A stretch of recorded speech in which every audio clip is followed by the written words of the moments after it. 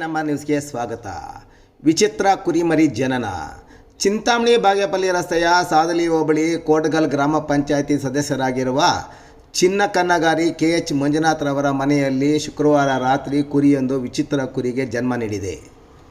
ಒಂದೇ ದೇಹ, 2 ತಲೆ, 6 ಕಾಲು ಹೊಂದಿರುವ ವಿಚಿತ್ರ ಕುರಿಮರಿಗೆ ಜನ್ಮ ನೀಡಿದೆ. ಈ ವಿಚಿತ್ರ ಮರಿ ಜನಿಸಿ ಜೀವಂತವಾಗಿದ್ದು, ಮರಿ ಜನನ ವಿಚಾರ ತಿಳಿಯುತ್ತಿದ್ದಂತೆ ಗ್ರಾಮದ ಮತ್ತು ಸುತ್ತಮುತ್ತಲಿನ ಗ್ರಾಮದ ಹಲವಾರು ಮಂದಿ KH ಮಂಜುನಾಥ್ ರವರ ಮನೆಗೆ ಧಾವಿಸಿ ಮರಿಯನ್ನು ನೋಡಿ ಅಚ್ಚರಿ ವ್ಯಕ್ತಪಡಿಸುತ್ತಿದ್ದಾರೆ.